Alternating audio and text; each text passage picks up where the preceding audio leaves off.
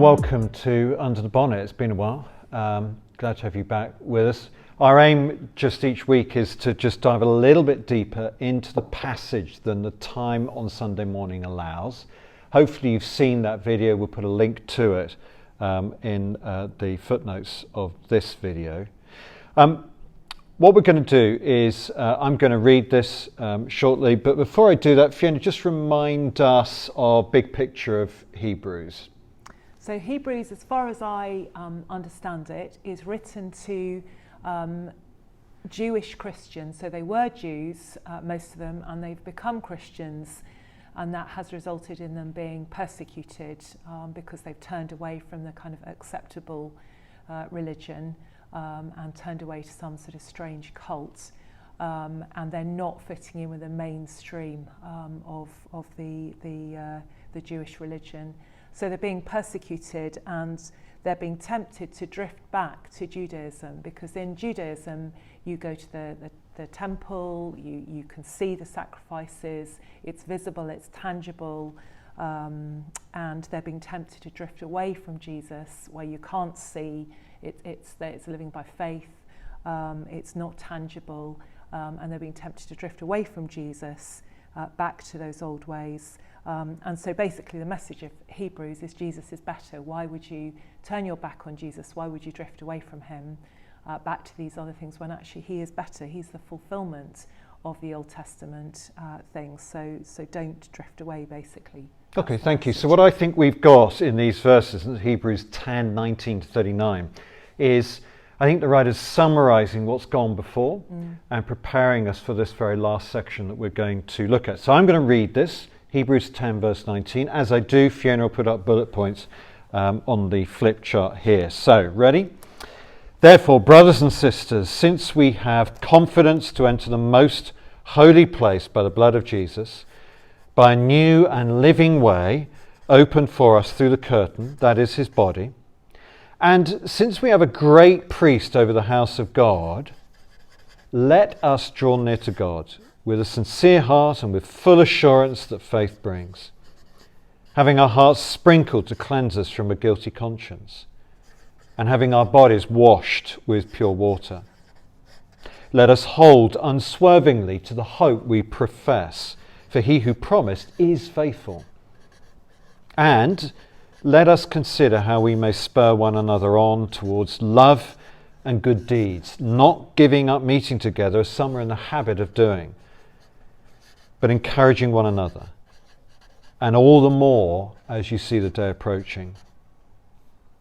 If we deliberately keep on sinning after we've received the knowledge of the truth, no sacrifice for sins is left, but only a fearful expectation of judgment and of raging fire that will consume the enemies of God. Anyone who rejected the law of Moses died without mercy on the testimony of 2 or 3 witnesses. How much more severely do you think someone deserves to be punished who has trampled the Son of God underfoot, who has treated as an unholy thing the blood of the covenant that sanctified them, and who has insulted the Spirit of grace? For we know him who said, "It is mine to avenge. I will repay." And again, the Lord will judge his people. It is a dreadful thing to fall into the hands of the living God. Remember those earlier days after you'd received the light, when you endured in a great conflict full of suffering? Sometimes you were publicly exposed to insult and persecution. At other times you stood side by side with those who were so treated. You suffered along with those in prison and joyfully accepted the confiscation of your property, because you knew that you yourselves had better and lasting possessions. So do not throw away your confidence, it will be richly rewarded. You need to persevere, so that when you have done the will of God, you will receive what he has promised. For in just a little while, he who is coming will come and will not delay. But my righteousness, one will live by faith, and I take no pleasure in the one who shrinks back. But we do not belong to those who shrink back and are destroyed, but to those who have faith and are saved. Great. Well, you've been I don't know if people can read it. You've been jotting up a kind of Just some brief bullet notes. points. Yeah, great. Yeah. Okay. So just talk us through these, Fiona, because these are, we were talking about the privileges that a Christian has on Sunday. Yes. Here are the two privileges. They begin with since in the text. Talk us through them. So I think the two privileges, I think basically the writer is basically summing up everything that we've had previously in Hebrews. This is a kind of summary because he's moving on. This is the beginning of a new section. And the two privileges that Andy spoke about on Sunday are Jesus' death. So just as the veil in the temple was torn in two, Jesus' body was torn in two, it was broken, so that we could be forgiven. And our high priest lives, and that means he's praying for us, he's alive, he's victorious. I think it says, doesn't it, he's waiting, isn't Verse he waiting? 12, yeah, waiting for his enemies to be fully defeated. So he is victorious, he's done what is necessary, and he's just summing up what's been before in Hebrews. It's an exhortation, this passage, and an encouragement and a warning, I guess, if you wanted to sum up the whole passage. He's a pastor and he's exhorting them, warning them, encouraging them to keep going. And I guess these three, that's what keeping on going as a Christian looks like. Again, it's interesting he's chosen those three, because I guess if you wanted to tell someone, encourage someone to keep on going, I wonder what you would have chosen. But he's chosen these three, which is interesting. So those three are responses to the privileges that we've had. Exactly. They're the way that we access it, the way that we live in it. You had quite an interesting line on this, which was to flip it and say, think about the negative of it. Just talk us through I think in the Bible, when the Bible tells us to do something, it's obvious that we're being told that because we're likely not to do it. We're likely to give up doing it. We're likely to not want to do it. And that's why there's a command and a challenge to do it. So I was just thinking, just take it from the angle of why might we not want to draw near to God? Why might we let go of the hope? And why might we not be bothered to spur each other on towards love and good deeds? Why might we give up meeting together, basically? And so I thought that was an interesting way of looking at them. So, I mean, let's just ask the question, why would somebody not want to draw near to God? What is it that would stop them? Well, if we look at what it says here, it's drawing near to God with a sincere hope and with full assurance that faith brings, heart sprinkled to cleanse us from a guilty conscience. I think what might make us not want to draw near to God is if... Sorry, we're just smiling a little bit here because we had Josh and Jake outside the door looking at us. They've now gone. Helpful. Thank you, continue. Josh and Jake. I think one of the main things that stops us drawing near to God is if we feel guilty, if we feel that he's disappointed in us. Loads of people feel that God's going, oh, not you again, not this same old problem that you're asking forgiveness for. And we basically kind of cringe and crawl into God's presence. And we don't have this confidence that we really are forgiven and that he really wants us to approach him with confidence. So I think that's something that stops us drawing near to God. That's certainly what I think the pastor writer here says. I think there's other things that stop us drawing near to God. I talked to somebody on Sunday morning who's had a really horrible time and felt that God wasn't with him and wasn't helping and supporting him. And sometimes we can be upset with God. We can be angry with God. We can feel like, why isn't he answering our prayers? And again, that's a discouragement. Yeah. I think the great thing about all of these, we're very individualistic in our society, but these are corporate. It's not just Fiona drawing near to God, having her quiet time. We need to do that, but we're encouraging each other to do it together. And so the fact that my brother on Sunday morning, my brother in this church family, told me that he felt that God hadn't been there for him when he needed it, that was an encouraging that he could talk to me about that. I can pray for him. I think that's what it's talking about. We need to be honest with each other and help each other, because sometimes we don't want to draw near to God. And we're kind of in this together. So I've got to be able to say that. I've got to be honest about it. The fact that he could be honest about it was really good, Yeah. and I think that's what we need to be doing, not sort of, piously pretending that everything's great with the Lord when it isn't. And how can we help one another to draw near to the Lord? I mean, okay, we've been honest about how difficult it is, but positively, what can we do to help one another? What helps me to draw near to the Lord is when I see other people doing it and being blessed. So when there's older people in the church family who are meeting with the Lord, I can see the joy that brings. I can see the way that God's helping them. That really encourages me, because I think I want to get to that age and I want to be growing and loving the Lord more. I think it's hard to kind of separate these all out completely, but it helps me to draw near to the Lord by coming to prayer meetings and hearing other people pray at home group. That's just such a blessing to be able to eat together and be in the same room together at home group, and it warms my heart and helps me to remember who God is. Sunday night was fantastic. Just singing those songs together warms my heart. And I think, yes, I do love the Lord. I do want to meet with him. I do want to get to know him better. Hold unswervingly to hope. You quite like the meaning of words. You do quite a lot on that. And your thing was, it's like holding something out. Yeah, like that. And you can do it for a short while, and then your arm kind of starts shaking, and it's really hard.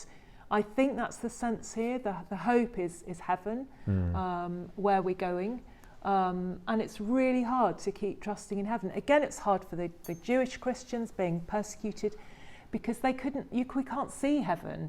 If we could see heaven, we wouldn't have a problem with this, would we? But it's very hard to hold to that hope. Okay, so this is why at this point I jumped to the last verse, I suppose, verses 32 to 39, because, as you say, it's remarkably easy to hold on to hope that I can see.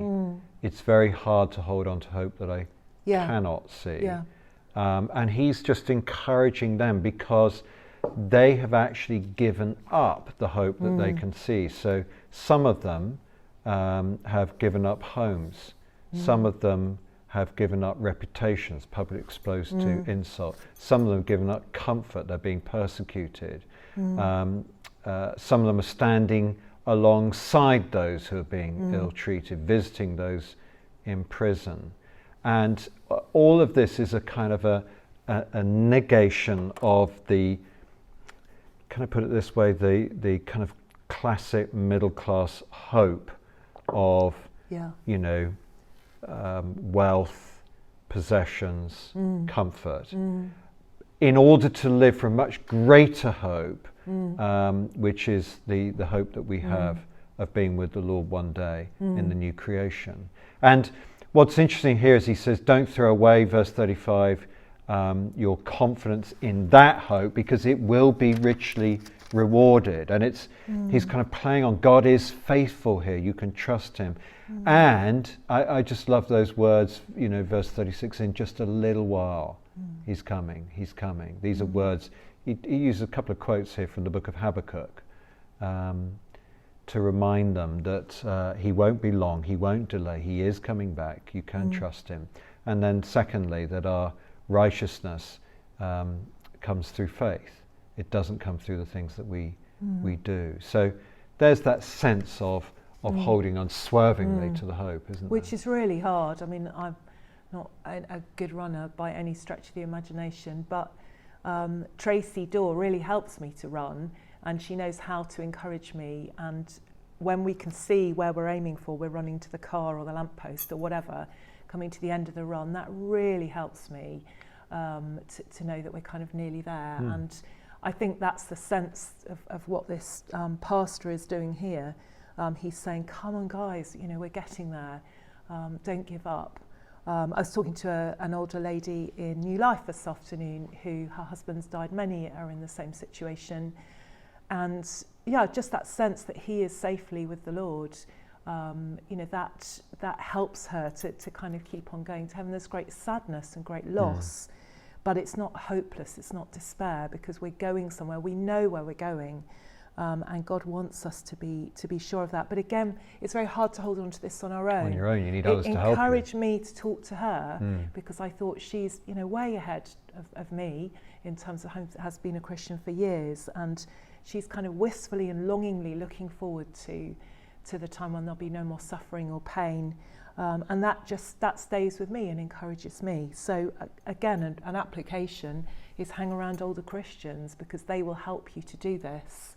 And they may not be being persecuted, but what they are doing is losing loved ones. Yeah, they're losing homes because they're downsizing, moving to small things. They're suffering. Yeah. And when you look at them, you see this kind of radiance as they think about the hope to come growing. So the negative here is that we don't hold unswervingly to our future Christian hope, and instead we live in the light of all that we can see and possess. The next thing I'm going to buy. I mean, I'm the same. You think, what shall I buy next, or what am I going to ask for my birthday, or the next holiday, or whatever. And we're meant to enjoy things and look forward to things.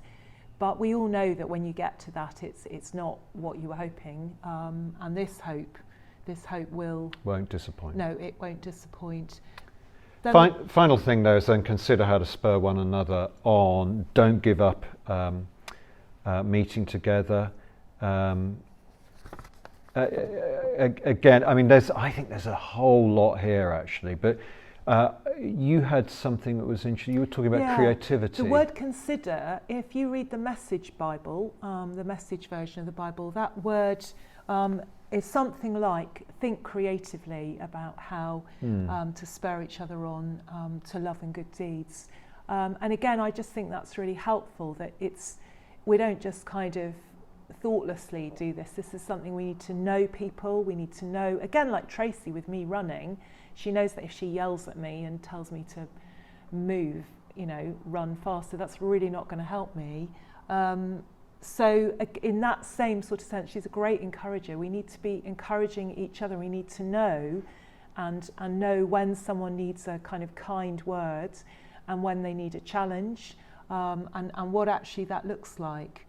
Again, I love the fact that it's spur each other on towards love and good deeds. So it's not just that we all sit here feeling like we love each other and nothing really happens. It's not just kind of coldly sort of, going through the motions of, cooking meals and stuff. It's love and good deeds together, which I think is a really lovely thing. And how lovely in a church with lots of different gifts, that's going to look like as many different ways as people we have in the church family. It's a kind of multicoloured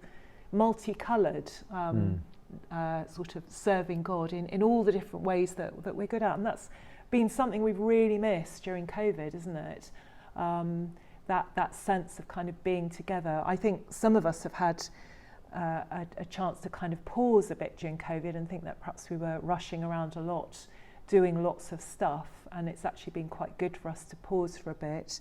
But we've really missed meeting together. Well, I think if we haven't, that's really, quite strange. I was reading that John Wesley says that the Bible knows nothing of a solitary Christian. If we haven't missed meeting together and seeing Christian brothers and sisters at all, then that's quite a strange... and I think also it's the last... September has just been glorious, being back together. I know not everybody's been able to do that, but for those of us who have, it just reminds us how good it is to meet together. But what you were saying, I think, is right. It's not a question, and possibly this is what some of us have been reflecting on, that it became before COVID a little bit like we're collecting more and more meetings. Yes. And that's not what he's talking about here, is it? It's the whole point is that if I meet somebody, I get to know them. So Carol and I had a meal with somebody yesterday, a couple yesterday, and we get to know them better. And that's the point. It wasn't the meeting, it wasn't how much time we spent together. It was the fact we get to know them. Relationship. It's the relationship that's built up. Again, I think what he's talking about here is getting in the habit of building those relationships.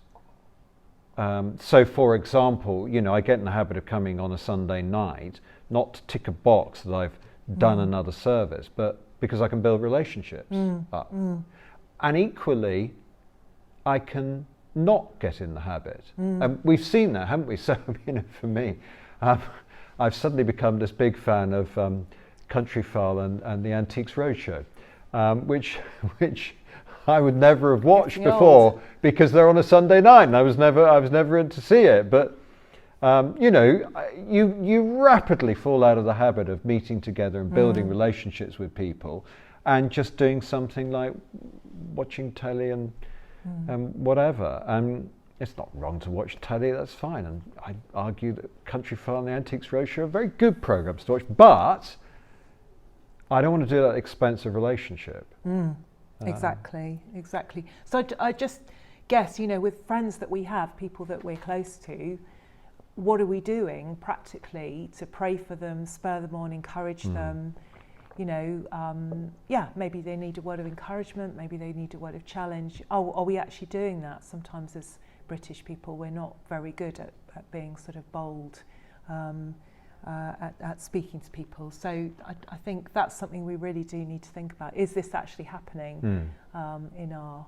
and maybe we can see gifts that people have got that they can't see, or that they don't have the confidence to use. Yes, and we can tell them. And I think this stops us. The danger is that we become a sort of consumer church where I just kind of sit back and expect a nice production to be put on. That's not New Testament Christianity. That's not the church. It's not a spectator sport. We've all got a part to play. And I think that's the sense here as well, isn't it? That we're in this together. We're all on the football pitch, as it were. So we're all on the football pitch, okay? We're trying to do those three kind of talents, but we know that there's a final whistle. Yes, yeah. And what does he say in verse 25? But we encourage one another, and all the more as you see the day approaching. And we kind of reckon that that's not just connected with spurring each other on, but it's all three of those things. Yeah. Do these things, draw near to God, hold on to your hope, consider how to spur one another on to love and good deeds, because a day is coming when we can't do that. There'll be a time that will come when we won't be able to do these things, because we'll be with the Lord in heaven. And wouldn't it be great if we've done as much as we can with the gifts and the time he's given us to be able to welcome that day, rather than to be thinking, oh, I wish I'd used my life differently. All right, now that leaves us just with these very difficult verses 26 to 31. Just, Fiona, help us with this, because it's not the first time we come across this. We came across it, where was it, in chapter 6, 5 or 6? Yeah. The end of chapter 5, beginning of chapter 6. The writer does put some of the most terrifying, really scary challenges, raging fire and God's judgment. It's really interesting, I think, but again, I think it's quite significant. This guy writing this has a pastoral heart. He cares about these people. He's talking about his loved brothers and sisters. He's not doing this lightly, but I guess it shows us that it's not loving to not warn and challenge people. We're not called to be nice. We're called to tell people the truth and love them. And this is, and this, I think it's really important. This is not talking to a repentant sinner, somebody who's really sorry, and they're saying sorry to God. So if I'm doing these three things, he's not talking to me. No, even if I'm doing them really not very well, yes. Even if I'm like sort of crawling to God and the hope is kind of is struggling, the sin that he's talking about here involves just basically I'm turning my back on God. I've given up on the hope. I'm like, I don't believe in heaven. And I've stopped valuing Christian fellowship. I'm not meeting with other Christians. I'm not in relationship with other Christians. I think that's what he's talking about. It's not some sort of totally separate sin that he's talking about. And he's not talking to the repentant sinner, and he's not talking to the struggling Christian who kind of slips back and, struggles to have a quiet time, but really kind of wants to spend time with the Lord. He's talking, this is a deliberate, high-handed sin. This is a deliberate turning back on God. Why would somebody do that? Why would somebody do that? I guess, I just think possibly that it would go back to the fact that they've stopped believing that Jesus died for them. If we turn our back on Jesus' death on the cross for us, I mean, he talks later in the passage, doesn't he, about trampling Jesus underfoot like Jesus is rubbish. If we do that, if we don't believe that he is the high priest who is praying for us and is alive and has won the victory, then I guess we're not Christians, are we? I think that's helpful, because I think verse 29 probably gives us the clue, doesn't it? This is somebody who has trampled the Son of God underfoot. Cross, do you know what? Big deal, not interested in that. Treats an unholy thing, the blood of the covenant that sanctified them. Jesus' death for me means nothing. Insulted the spirit of grace. This is, as you say, this is high-handed. Deliberate, and it's a sort of ongoing. It's not just, having a bad... Because we all have bad times as Christians. We all have struggling times. But this is a kind of consistently walking away, sticking my fingers up, as it were, to Jesus. That shows I'm not a Christian. I think it's really scary. And I guess the fact that Jesus is better has a flip side to it. If Jesus is better, then to reject Jesus is a terrible, terrible thing. So I think that's what he's saying, that it was bad enough to reject the law of Moses. Well, let's have a look. So verse 28, he's going back to the old covenant. He's saying, in those days, if you rejected the law of Moses, you were killed. On the testimony of 2 or 3 witnesses. Well, if that's the case for the law of Moses, how much more severely do you think somebody deserves to be punished? And then he lists out these things: trample the Son of God underfoot, and so on. In other words, what is the Christian message? The Christian message is that we're in terrible danger. We're facing the wrath of God for turning our back on him. But he sent a wonderful Saviour to come and rescue us and save us. Well, if I turn my back on that Saviour, then I'm facing the wrath again. It's kind of like, I'm drowning and somebody throws me a life ring and I hang on to it. Great, I'm rescued, I'm saved, that's good. I'm waiting to be picked up, terrific. But if I go, do you know what? Orange doesn't suit me, I don't like this, and I throw the ring away, what's going to happen? I'm going to drown. It's Absolutely. that kind of thing, isn't it? So I think it's a real warning, but I think he's actually talking to people who are Christians. These aren't Christians who are behaving like this. These are Christians who are struggling and getting weary. Yeah, I think it's almost hypothetical, isn't it? He's saying that this, if you do this, this is what will happen. But how does he end it up, this chapter? Well, I love verse 39. Again, you really see his pastoral heart here. But we do not belong to those who shrink back and are destroyed, but to those who have faith and are saved. He's talking to faithful Christians. He's talking to Christians who have had a horrible time. I love, again, verse 32. Remember those earlier days. You've really suffered for this faith. Why would you drift away from it? I mean, he's almost in 32 to 34. He's reminding them of the times in the past when they have drawn near, where they have held on to the hope, and where they have loved and supported each other. They've stood by each other in this persecution. So he's kind of going, come on, guys, look back. You've done so well. Don't kind of give up on this. So I think it's this lovely mixture of kind of exhortation, encouragement, and warning. A real pastor speaking to it's very warm. Speaking to his people.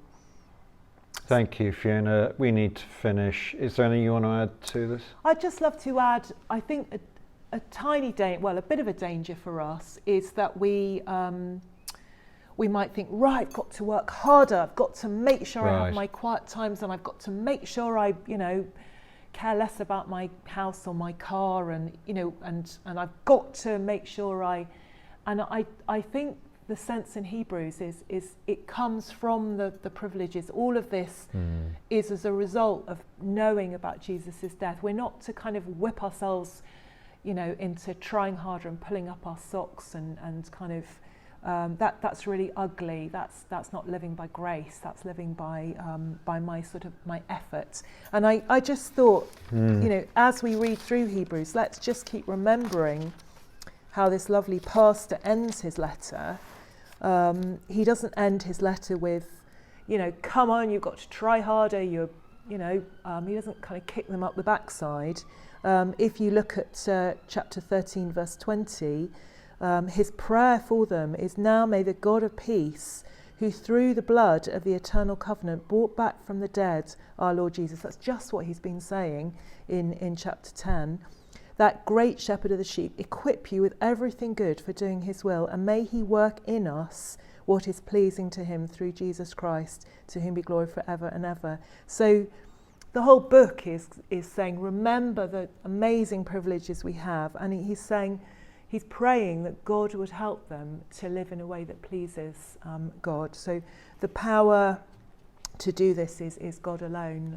It's from God alone. It's not just them trying harder. It's him equipping us and him working in us. So yeah, I think that's a really lovely ending to it. Fiona, thank you so much. I hope you've enjoyed this. We'll be back next week. We'll have some more under the bonnet as we look at chapter 11 on a life of faith. Thank you.